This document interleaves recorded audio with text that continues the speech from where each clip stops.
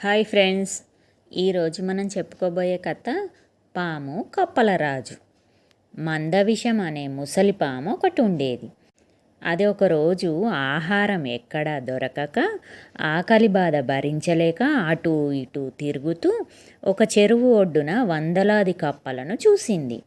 ఆ కప్పలను చూసి ఎలాగైనా వాటిని తిని కొంతకాలం హాయిగా గడపవలనని నిశ్చయించుకొని విచారంలో ఉన్నట్లు నటించుతూ నెమ్మదిగా పాకుతూ చెరువు ఒడ్డుకు పోయింది.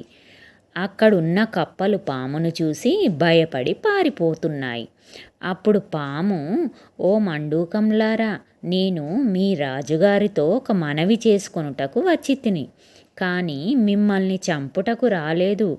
కనుక నన్ను చూసి మీరు భయపడవలసిన పని లేదు అని చెప్పగా ఆ కప్పలకు రాజైన జలపాదుడు ఆశ్చర్యపడి, సర్పరాజా, మండూకరాజగు జలపాదుడను నేనే, ఇక్కడే ఉన్నాను.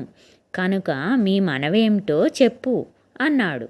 కప్పలరాజా, నేను ఇంతవరకు పొట్ట కొరకు ఒకరిని యాచించకుండానే కాలం గడిపి తిని ఇంత బతికి ఇంటి వెనుక చచ్చినట్లు నేటి నుండి మీ సేవకున్నై బ్రతకవలసిన దురవస్థ కలిగి నిన్ను ఆశ్రయిస్తున్నాను అని చెప్పింది. దానికి కప్పలరాజు, సర్పరాజా, నీకు కలిగిన నష్టమేమిటి? నీవు నన్ను ఆశ్రయించుటకు కారణమేమిటి అని అడిగాడు. అందుకు మండవిషము దుఃఖపూరితమగు కంఠస్వరంతో ఇలా చెప్పింది. మండూక మహారాజా, ఎంత వారికైనా కర్మదాట వశం కాదు. నిన్న రాత్రి నేను ఆహారం కోసం తిరుగుచుండగా ఒక బ్రాహ్మణ బాలుడు చీకట్లో వచ్చుచూ నన్ను త్రొక్కాడు. అందువలన నేను కోపించి గట్టిగా కాటు వేశాను. క్రమంగా నా విషం శరీరమంతా పాకి ఆ బాలుడు మూర్ఛపోయాడు. అప్పుడు ఆ బాలుని తల్లిదండ్రులు అతడు చనిపోయాడనుకొని గుండెలు బాదుకుని ఏడ్చారు. ఆ సంగతి తెలిసిన వారి బంధువు, మంత్రశాస్త్రం తెలిసిన వాడైన ఒక బ్రాహ్మణుడు మంత్రం వేసి బాలునికి మందు సహితం ఇచ్చి బ్రతికించాడు. తరువాత బాలుని తండ్రి నన్ను చూసి కోపం పట్టలేక ఇలా శపించాడు.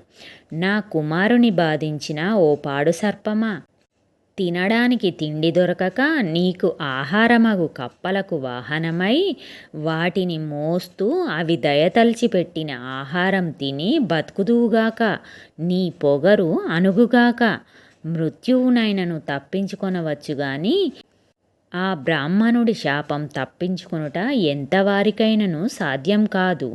కావున నిన్ను ఆశ్రయించి బతకదలిచి వచ్చి తిని నీకు వాహనంగా ఉండి నిన్ను మోస్తూ నీవు దయతో పెట్టిన ఆహారం తిని బతుకుదును. దయ ఉంచి నన్ను నీవు సేవకునిగా గ్రహించి కాపాడు అని పలికింది. జలపాదుడు ఆ మాటలు నిజమని నమ్మి మందవిషంను చూచి జాలిపడి అతని కోరిక తీర్చడానికి అంగీకరించాడు. తర్వాత అతడు తన మంత్రులతో కలిసి ఆనందంగా ఆ పాముపైకెక్కి కూర్చొని చెరువు చుట్టూ తిప్పమని ఆజ్ఞాపించాడు. మందవిషము ఆ కప్పలను కొంత దూరం మోసుకొని పోయి అలసినట్లు నటించి వేగంగా కదిలి వాటిని భక్షించెను. కనుక శత్రువులను నమ్మరాదు, తీయని మాటలు విని మోసపోరాదు. ఇది ఫ్రెండ్స్ ఈరోజు కథ. నచ్చితే లైక్ చేయండి, కామెంట్ చేయండి, సబ్స్క్రైబ్ చేసుకోండి.